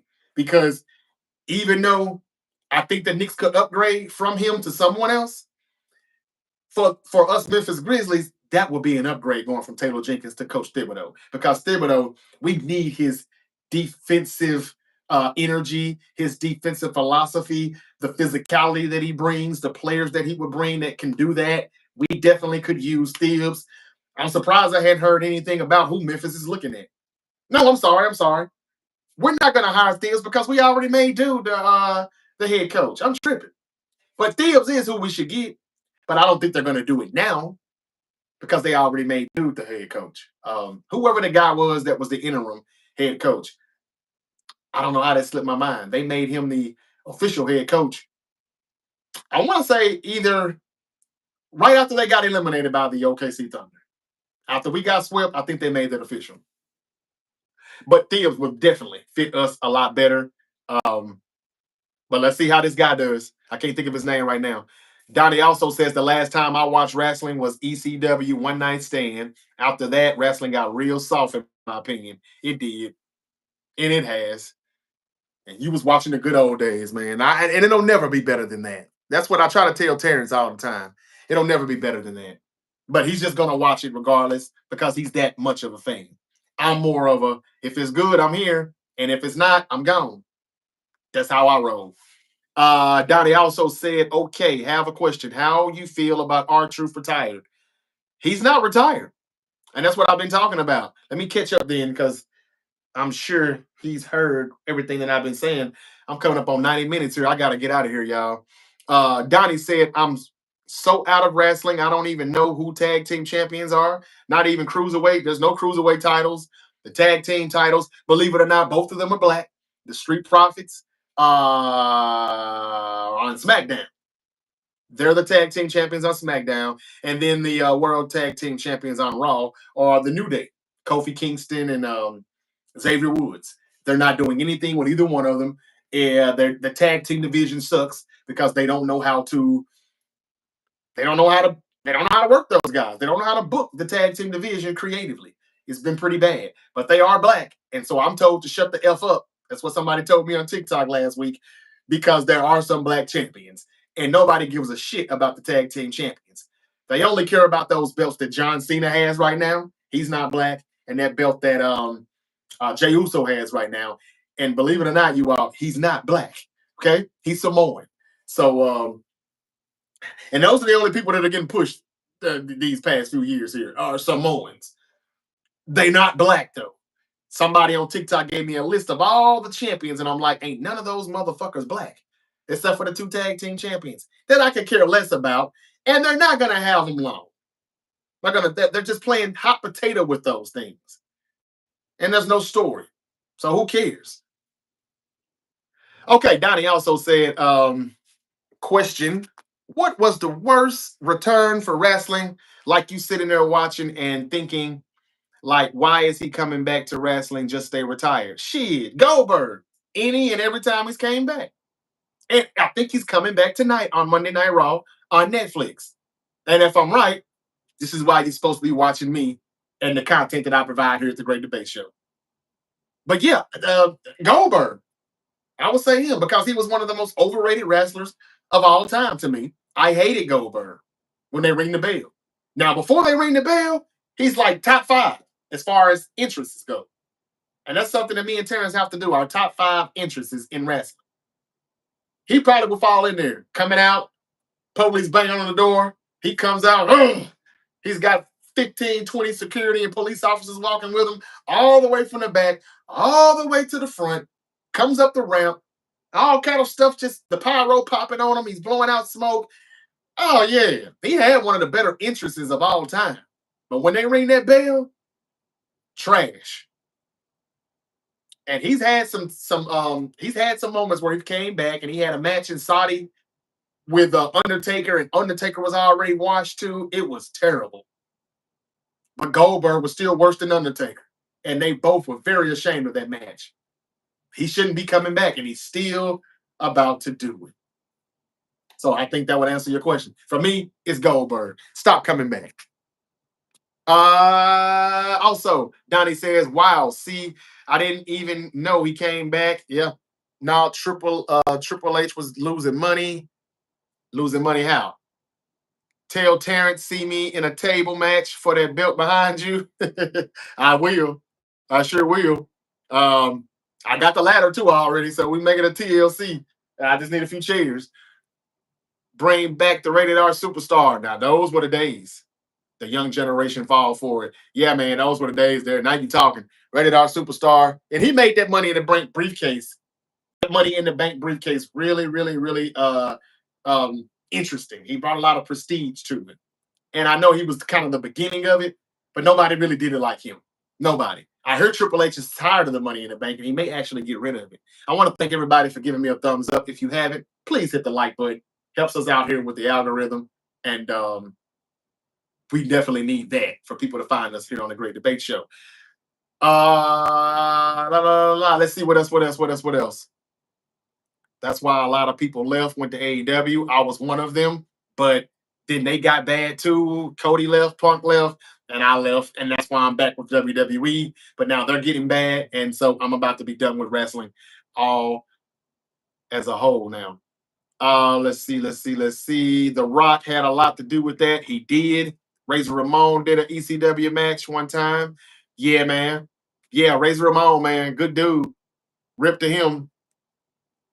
Ready or not for the Fugees. I was like, no, not like this. Yeah, yeah. The latter have a weight limit. I'm not gonna bust my ass on that. So Donnie's over here talking about the ladder, man. So I appreciate the comments, Donnie.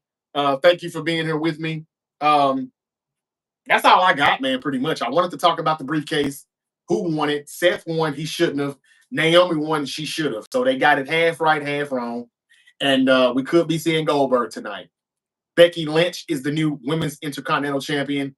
She won the belt over beating Lyra Valkyria. Don't think that was a good idea either, but hey, they call her Becky Hogan for a reason. She has to win at all times, damn near. Will she bring some prestige to this women intercontinental title? Maybe we'll see. I was starting to like what Valkyria was doing with it. This was a pretty decent feud, thanks to Lyra Valkyria. I think she outshined Becky Lynch, to be honest with you. And I like her a lot more than I ever did because I was like, she was getting no reaction. Lyra Valkyria. Now that she's lost the Intercontinental title, though, now what? Are they going to put her in the women's world title scene or what? I don't know. We'll see what Becky does with this title. Hopefully, I'm sure she's going to be in a story angle with some of the young and up and coming talent and put them over as well. I hope that's what she should be doing. But Lyra Valkyria came out looking a lot better after this feud with Becky than Tiffany Stratton did coming out of the feud with Charlotte Flair. If Tiffany Stratton was as good as Lyra Valkyria, I think Tiffany would be getting a much better reaction than what she gets. They're trying, but Tiffany just isn't quite that good. I'm sorry. She just isn't. And I see what they're doing. They're trying to hide that by, shortening her words in her promos and just having these short, brief interactions with people in the back. But Tiffy time really needs to wrap it up, to be honest with you. And I hope Naomi, now that she has the briefcase, can do that. Naomi's 37, I believe, and they say she's ready to have children. She has not done that yet. She's had a good career, great career. I think it's about to come to an end. That's probably more the reason why she won. But it also should be because she deserved it. And as I said, she's been killing it ever since she turned heel and the WrestleMania build. She's been killing it for 2025. So she deserves it. But I think it's mainly because she's about to leave and her and Big Jimmy are about to have a child.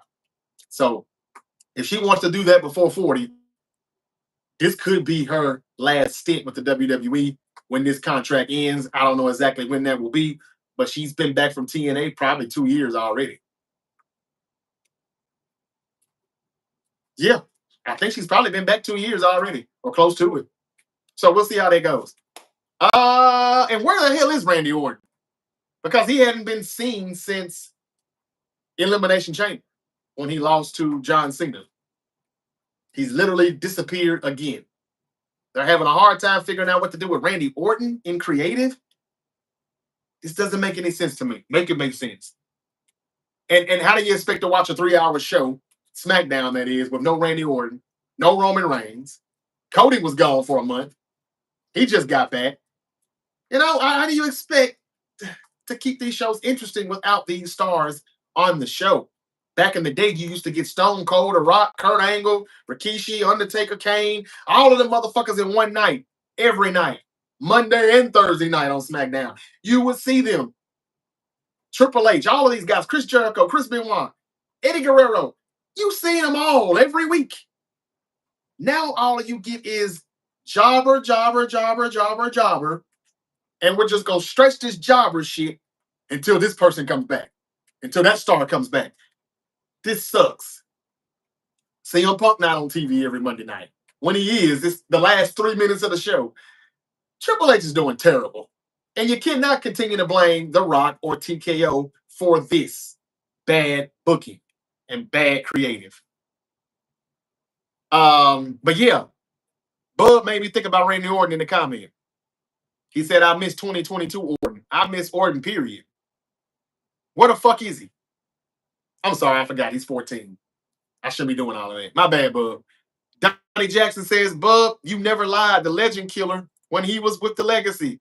RKO, the legend killer. Yes, yes, yes, man. Randy Orton probably is top 5 now. I don't know. People's top 5 changes over the years. It used to be Rock, Undertaker, Stone Cold, Flair, or Flair, HBK, Stone Cold. I don't know. Hogan. But that Mount Rushmore, I don't know, man. Randy Orton may not make the Rushmore, but he probably is number 5, number 6. How many people are better than Randy Orton now after a 20-year career that has been phenomenal? And he's been so good at his character. Very, very good. And then I found out recently that he's a pretty good dude too. Off the scene, behind the scenes. So that makes you like the superstar even more. Okay. A few more comments I'm gonna read here, y'all, and I gotta get out of here. Can you invite me to an Xbox party when you get done? I sure will, man. Or at least I know I'll accept it. I don't know if I'll have time to do anything right now, but I definitely can accept it. But let's see. It's for the younger generation, cuz I know, but they don't even really like it. Like they don't. When Roman is not there, they say it sucks. Um, if they not eating all day, they say it sucks, and I'm tired of that. Like again, no hate to Jey Uso. I'm glad that they gave it to him. They let him have his moment because he's over, and nobody's selling more merchandise than Jey Uso. But again, he's not that good. He's not that good in the ring. He ain't that good with the promos. But he's over, and when you're over, I let you do you. But I ain't gonna lie. If I'm watching it live, this is where I go fix a sandwich and go to the bathroom when he's eating because I know I got 10 minutes to spare. And this is just everybody just saying we're going to give everybody their yeet moment in every city. That's all they're doing. But it could come to an end tonight. It could come to an end tonight.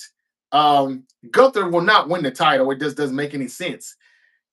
And if he does, Seth is going to cash it in on him. He is.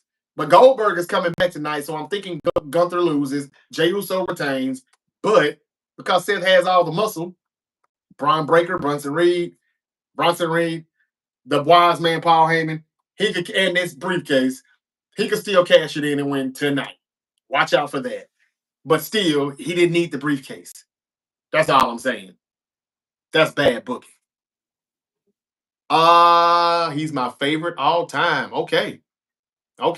That's what's up. Randy Orton is good, though. He is good. Watch out, and rip out of nowhere. I got you. Cuzzo, that's a tricky one. Top 5 because different generations. I know, but Randy Orton may belong in it though. He may very well belong on it. Just a thought though. We can debate that for another time. We've done our Mount Rushmore, but I think we need to do a top 5. And it'll be hard for me to keep Randy Orton out of it. That's all I'm saying. RKO out of nowhere. Do a flip. How much was your chair? Man, they gave me that chair for being at the show. It was where did I get this chair from? SmackDown. I got that chair from SmackDown FedEx Forum here in Memphis back in February. I didn't pay for the chair, but I did pay for the chair. I paid for my seat. And I don't remember how much that was, but it was a lot. It was a lot. And they're so slick now where the WWE will only give you one of those commemorative chairs if you're in like the first 5 rows. They used to do like the first 10. But, in Atlanta for Bad Blood, I was in like row 6. And so I didn't get it because they did it to like the first 5 rows only. Fucked up, right? And then I was able to get this one. But again, it was only because I think I was in the first 5 rows. So yeah, that WWE is tripping with their prices, their ticket prices. I heard Money in the Bank started at $1,000 up to $7,000 if you wanted to sit front row. Like, are you serious? This isn't the Super Bowl. This is just a Money in the Bank PLE. This isn't WrestleMania. This isn't SummerSlam. This isn't the Rumble. This is Money in the Bank. And the cheapest ticket to sit front row was $1,000. Now that's where you blame TKO in. But you don't blame TKO for the booking being bad. Oh, he's talking about the 49ers cheer. I'm sorry. That I don't know either, to be honest with you. I've had them for a couple of years, but uh, I don't know. I'm sorry. I don't remember. It wasn't a lot, but wasn't cheap either. Okay. Um, yeah, Bub is telling Donnie that he's only 14. Reigns versus Taz and ECW. My phone got autocorrect. It's stupid. Taz in his prime. What about Taz in his prime? He was cool. You were an ECW fan for real when you done it. All right, y'all. I done said enough. It's been an hour and 40 minutes, but I did have a lot to talk about. The Pacers and the Thunder are tied at 1. What happens game 3 in Indiana? I think the Pacers are still not going to win this series, but it will be interesting if they can make it interesting. Okay. And Aaron Rodgers is a Pittsburgh Steeler. And I also talked about how that will fare for the Steelers. Some people think not so good because he's washed. I need to look at their schedule before I just give you a definite answer on what they're going to be. And then I talked about the destinations for Giannis and KD. I think that KD belongs in Houston. As far as teams that will try to go get him, I know Memphis is not even going to try. And even if they did, he'll reject it. So that's why I'm not saying my Grizzlies. So I'm going to go with Houston. And as far as Giannis, I think San Antonio was the best place for him to be. You've got Wemby playing at the 5 and Giannis playing at the 4. You've got De'Aaron Fox in the backcourt.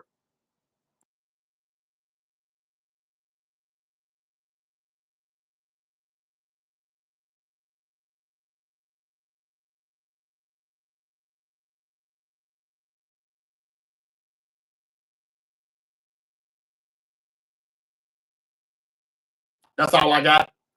That's all I got. Thank you for joining me on the Great Debate Show. I hope you enjoyed the show. And I may be back tonight for Monday Night Raw. I may be back tonight. And it'll only be because I think it's going to be pretty lit. I guess. I guess. But again, if Goldberg shows up tonight, Jey Uso can't lose the title. But Seth Rollins could cash in at any point. It may not be tonight, but I thought it was very odd that they would have this championship match on a Monday Night Raw after Money in the Bank instead of at Money in the Bank. So, yeah, Jey Uso's time as World Heavyweight Champion is winding down. Seth Rollins told you that when he got the Money in the Bank briefcase. I just didn't think he needed to have it, though. That could have been LA Knight, which tells us that they don't see LA Knight as a world champion. And I'm not saying I do either. But what I say or what I think doesn't matter anyway. It's about the fans. And I'm surprised the fans aren't really letting their voices be heard with this Seth Rollins winning that Money in the Bank briefcase. It shouldn't have happened. Okay. Donnie says, Bub, that's what's up. Oh, okay. Enjoy your summer. I hear voices. Yeah, I hope he does enjoy his summer. Bub. We're gonna get on Madden too eventually. Donnie, one last comment. He says the series going to 7. The NBA Finals is okay. The Steelers are gonna make the wild card. And the Ravens gonna be undefeated and lose the second round. Donnie, you and your Ravens, I tell you, man. Well, at least you're being realistic. I hope the series goes 7, even though I just can't see it. And the Steelers making the wild card, that's the same old thing, though. They got to do more than just make the wild card. They need to win the wild card in order for us to say, okay, Aaron Rodgers was an upgrade. They did better. That's what they would need to do, in my opinion. And I don't think that they're going to do that. I won't be surprised if they miss the playoffs, but I need to see the schedule. But I appreciate the comment, Donnie. Pee Weave in the building saying, "What up, bro? What's up? What's up? How you doing? Hope all is well." I'm about to head out of here though. Um, I've been here for nearly 2 hours, and I have talked about where KD and Giannis will land their destinations. I got KD going to Houston as the best destination for him and the Rockets, and I've got um, Giannis going to the Spurs as far as his best destination for him and the team. Even though I think it'll be the Knicks, but the Knicks are trying to get KD. So I don't think they can get KD and Giannis. It'll be an interesting offseason. It really will. Bub says, see you, brother. See you, man. Thank y'all for joining me and sticking with me the whole hour and 45 minutes. I appreciate it. Have a good day.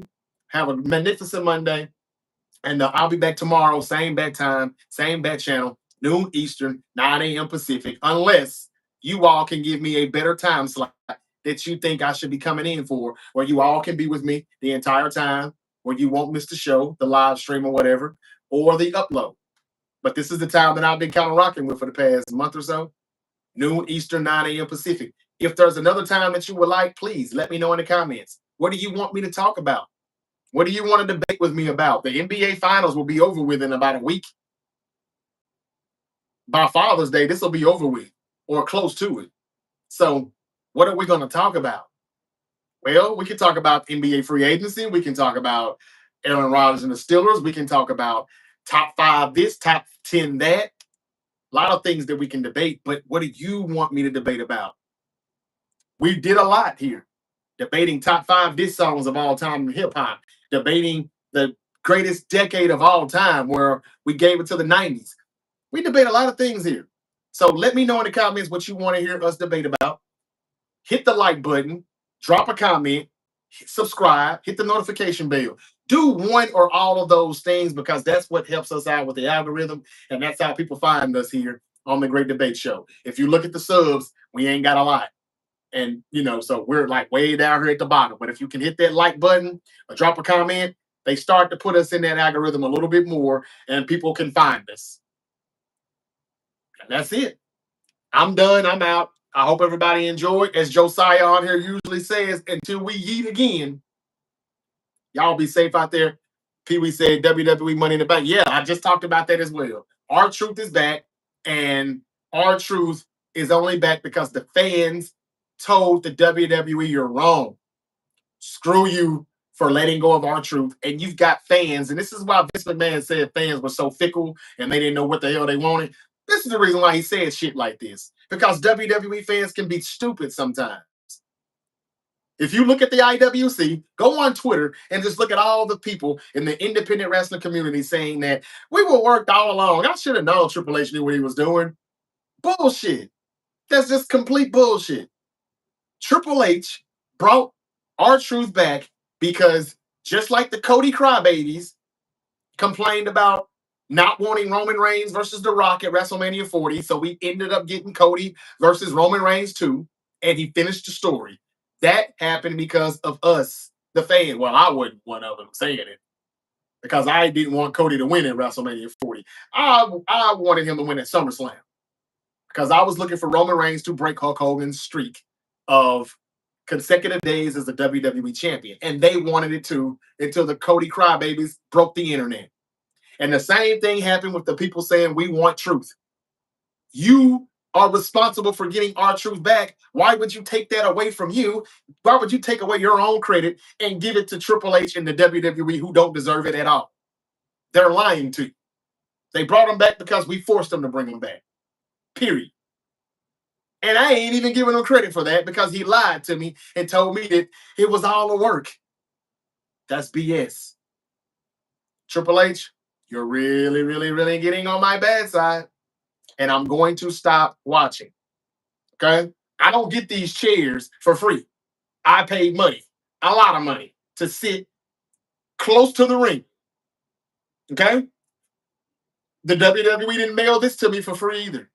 They didn't mail me this money in a bank briefcase for free. I paid for these things. So my opinion should matter. And it takes the WWE Universe to do what they did last week with R-Truth to get him back and to get the WWE to listen. But what I don't appreciate or respect is how you just tell me and insult my intelligence by saying, did you enjoy the show? The reporter said yes. And he said, well, there you go. This was all a part of the show. Bullshit. R-Truth was brought. And not only did Fightful tell me that, R-Truth's son got on Twitter and retweeted the WWE's page with a picture of Triple H being on that cover. Triple H was on that cover, lying And our true son gets on there and says, "Stop the cap." That, for the people who are not young, he's saying, "Stop lying." He's saying that you're lying. You fired my father. That's exactly what he's saying. Okay, I'm trying to see if I can find the damn picture, but doesn't look like I can.